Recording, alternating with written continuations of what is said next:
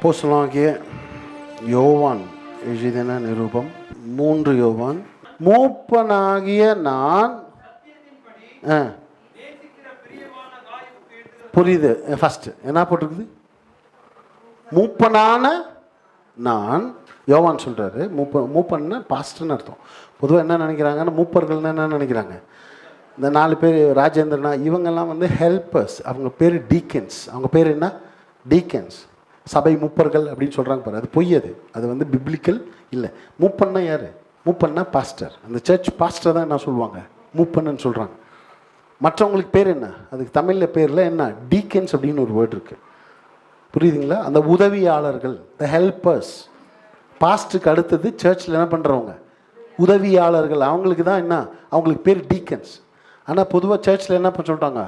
Church மூப்பர்கள், church மூப்பர்கள். அப்படி அந்த வார்த்தையை பொய். இங்கே யாரை மூப்பன்னு சொல்கிறான்? யோவான் தன்னை என்ன சொல்கிறான்? மூப்பனாகிய நாம். அப்போது மூப்பன்னா யார்? பாஸ்டர். அவன் அந்த சர்ச்சுக்கு எழுதான் பாருங்க. மூப்பனாகிய நான் சத்தியத்தின்படி நேசிக்கிற. பாருங்க, இங்கே இங்கே இங்கே இங்கே ஒரு இடத்துல நான் கொஞ்சம் நிறுத்தி உங்களுக்கு ஒரு சில காரியத்தை சொல்லிட்டு நான் சொல்ல வேண்டியது முக்கியமான விஷயம் அதை சொல்ல வரேன். இங்கே பாருங்க என்ன போட்டிருக்கு? சத்தியத்தின்படி நேசிக்கிற. அப்போ நீங்கள் ஒருத்தர் நேசிக்கணும்னா எப்படி நேசிக்கணுமாம்மா? ஃபீலிங்ஸ் படி இல்லை, உணர்ச்சியின்படி இல்லை. ஒருத்தர் எப்படி நேசிக்கணுமாம்மா? According to the truth. You have to love somebody according to the truth. சத்தியம் என்ன சொல்லுதோ, வேத சத்தியம் என்ன சொல்லுதோ அந்த சத்தியத்தின்படி நான் நேசிக்கிறேன் அப்படின்றார். நாம் ஒருத்தரோட உறவு கொள்றோம், ஒருத்தர் நேசிக்கிறோம்னா எப்படி பண்ணுமாம்மா? சூழ்நிலையின்படியா? உங்களோட உறவுகள் first.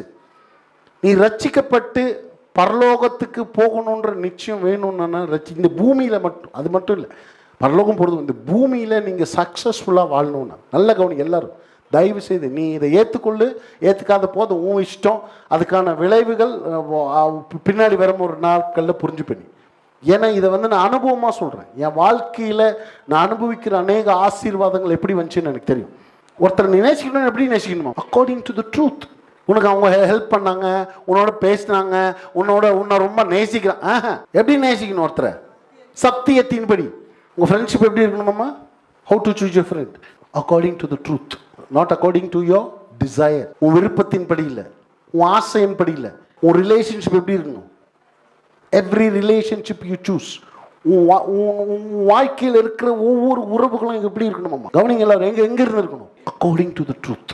You have to choose your friends, relationship according. நம்மளோட ரத்த சொந்தங்களை விட்டுருங்க. கணவன் மனைவி, பிள்ளைகள், அண்ணன் தம்பி, அக்கா தங்கச்சிங்க, மாமா, இதெல்லாம் வந்து நேச்சுரல். இதெல்லாம் வந்து இயற்கையாகவே உண்டான உறவுகள். இந்த உறவுகளை தாண்டி நான் சொல்கிறேன், உங்களோட க்ளோஸான ஒரு உறவு இருக்குது. உங்களோட இருதயத்தை நீங்கள் அவங்களோட என்ன பண்ணுறீங்க? ஷேர் பண்ணுறீங்க. முக்கியமான காரியங்களை நீங்கள் அவங்களோட என்ன பண்ணுறீங்க? ஷேர் பண்ணுறீங்க. அவங்க உங்களுக்கு என்ன சொல்கிறாங்க? ஒரு ஆலோசனை சொல்கிறாங்க. இதெல்லாமே எப்படிப்பட்ட உறவுகளோடு இருக்கணுமாம்மா? ஒரு உறவை நீ சத்தியத்தின்படி பார்க்கணுமாம்மா. அவன் அதான் சொல்கிறான், மூப்பனாகிய நான் சத்தியத்தின்படி நேசிக்கிறேன். எப்படி நேசிக்கிறேன்? சத்தியத்தின்படி. I love someone according to the truth. சத்தியத்திற்குட்பட்டு நான் என்னோட நேசம், என்னுடைய உறவுகள், என்னுடைய ரிலேஷன்ஷிப் எல்லாம் எங்க இருக்குது? ட்ரூத்குள்ள இருக்குது.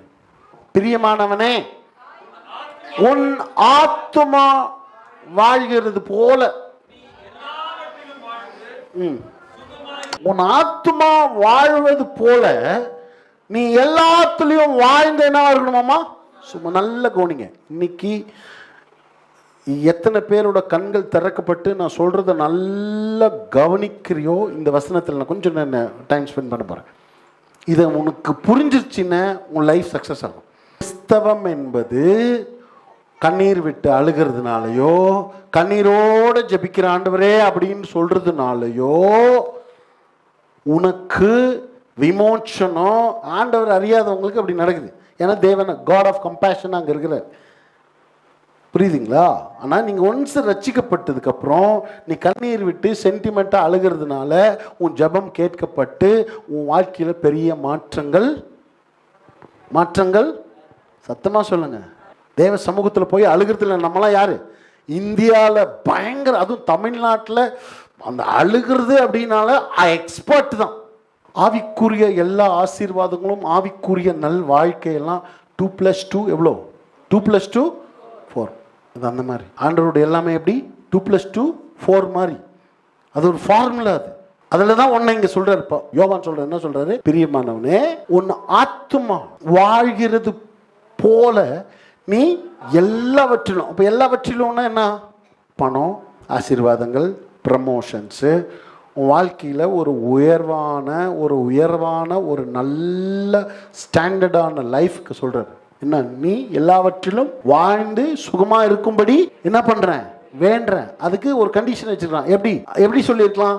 நீங்கள் எல்லாவற்றிலும் நல்லா வாழணும்னு நான் உங்களை வேண்டிக் கொள்கிறேன் அப்படின்னு சொல்கிறானா? அப்படி சொன்னான்னா எப்படி சொல்லியிருக்கலாம்? நீங்கள் எல்லாவற்றிலும் வாழ்ந்திருக்கும்படி நான் வேண்டிக் கொள்கிறேன் அப்படின்னு சொல்லியிருக்கலாம் இல்லை?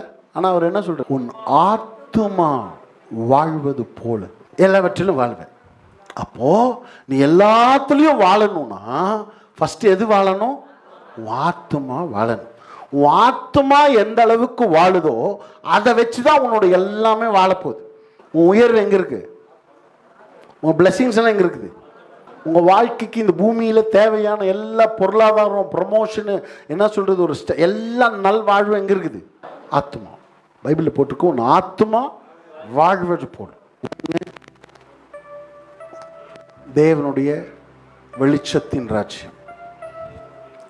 2 பிசாசுடைய இருளின் ராஜ்யம். இந்த 2 உலகத்தினுடைய இன்ஃப்ளூயன்ஸ் இல்லாமல் இந்த பூமியில் யாரும் வாழ முடியாது. நான் சொல்கிறது புரியுதுங்களா? ஒன்றா நம்ம யாரோட இன்ஃப்ளூயன்ஸ் நம்ம மேலே இருக்கும்? பிசாசும் இருளும், அந்த இருளின் ராஜ்யத்தினுடைய தாக்கம் நம்ம வாழ்க்கையில் இருக்கும். இல்லைன்னா தேவனுடைய வெளிச்சமும் இந்த தேவனுடைய ராஜ்யத்தின் தாக்கம் நம்ம மேலே இருக்கும். இது 2ல் நிச்சயமா ஏதோ ஒரு ராஜ்யத்தினுடைய தாக்கம் கட்டாயமாக வாழ்க்கையில் இருக்கும். 2 உலகம் இருக்குது. இந்த 2 உலகத்தினுடைய இன்னைக்கு ஒரு சில பிசாசு இருக்கிறானா இல்லையானா கேட்கவே கேட்காத. நீ உலகத்தில் பாரு, நீ உலகத்தில் நடக்கிற விஷயங்களெல்லாம் பாரு.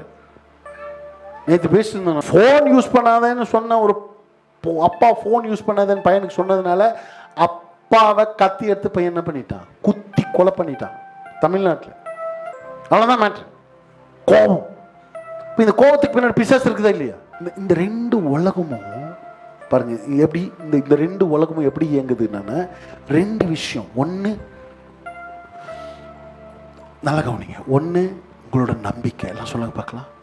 இந்த உலகம் எப்படி இயங்குது? According to your faith, belief system. எந்த உலகம்? நல்லா கவனிங்க, நான் சொல்கிறது ரொம்ப இம்பார்ட்டண்ட்டாக. இந்த 2 உலகமும் எப்படி இயங்குது பாருங்க. தயவு செய்து நான் சொல்கிறது நல்ல கவனி.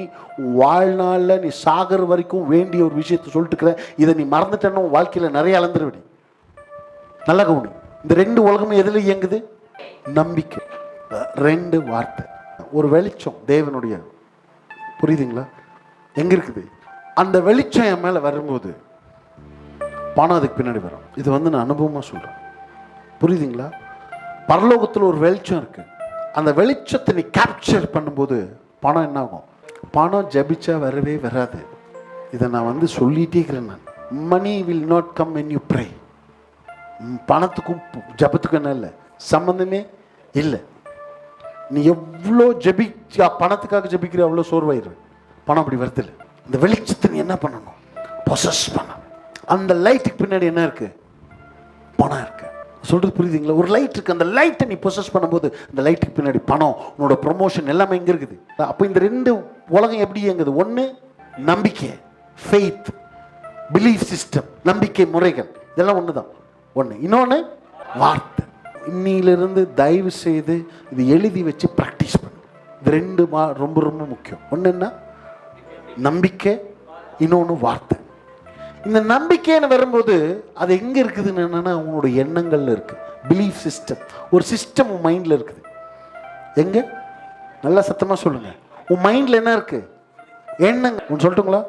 நீங்கள் நினைக்கிற ஒவ்வொரு எண்ணங்களும் உங்கள் பக்கத்தில் இருக்கிறவங்களுக்கு என்ன ஆகாது, அது தெரியாது. ஆனால் அந்த இருளின் உலகத்தில் உங்களோட எண்ணங்கள் அங்கே சத்தங்களாக இருக்கும்.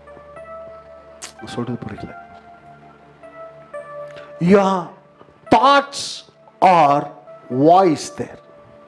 காணாத உலகத்தில் உங்களோட எண்ணங்கள் எல்லாம் என்ன அதெல்லாம் வாய்ஸ். நீ என்ன சிந்திக்கிறவங்களுக்கு தெரியாது. ஆனா மேல இந்த அன்சீன் வேர்ல்டு, இந்த ஸ்பிரிச்சுவல் ரெல்ம்ஸ் நம்ம நிறைய படிக்கிறோம்ல, அந்த ஸ்பிரிச்சுவல் ரெல்ம்ல உங்களுடைய ஒவ்வொரு எண்ணங்களும் அங்க என்ன, ஒவ்வொரு எண்ணங்களும் அங்க சத்தமா இருக்குது. புரியுதுங்களா? அது ஒரு வாய்ஸா வெளியில வருது. நம்ம கேட்கலாம் மைண்ட் வாய்ஸ் அப்படின்னு சொல்லுவாங்கல்ல. நான் சொல்றது எவ்வளவு பேருக்கு புரியுச்சு? அந்த மைண்ட் வந்து அங்க வாய்ஸா இருக்கும். சொல்றது புரியுதுங்களா?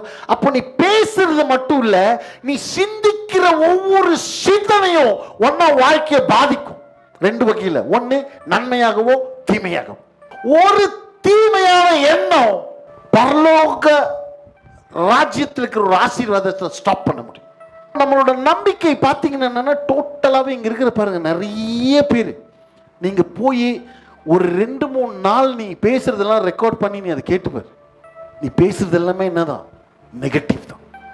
நீ பேசுற வேர்ட்ஸ் எல்லாமே என்னதான், you always, அது என்னன்னா அது உன்னோட மைண்டுக்குள்ள சாஃப்ட்வேர் அது அடங்கி இருக்குது. நீ அந்த சாஃப்ட்வேர் என்ன பண்ணணும், உன் எண்ணங்கள் இருக்க, புரியுதுங்களா? அந்த நெகட்டிவ் சாஃப்ட்வேர் என்ன பண்ணணும். நான் எப்படி உனக்கு சொல்றதுன்னு தெரியல. நான் ஒன்று சொல்லட்டுமா? வியாதின்னு ஒன்று வருது இல்லை, அந்த வியாதி எங்கேருந்து வருது? உங்க மைண்டு கரெக்ட் ப்ராப்ளம் ஆகும்போது தான் உன் சரீரத்துக்கு என்ன வருது, வியாதியே வரும். உங்க புரியுதுங்களா? உங்களோட எண்ணங்கள் எதை கொண்டு வர முடியும்? வியாதியை கொண்டு வர முடியும், பிசாசை கொண்டு வர முடியும், வறுமையை கொண்டு வர முடியும், சாபங்களை கொண்டு வர முடியும். எது? உன்னுடைய எண்ணங்கள். அதான் நம்ம ஃபர்ஸ்ட் புத்தகம் நான் தான் எழுதினேன். உங்க எண்ணங்கள் எப்படியோ அப்படியே நீ இருக்கிற. இதுதான் வசனம்.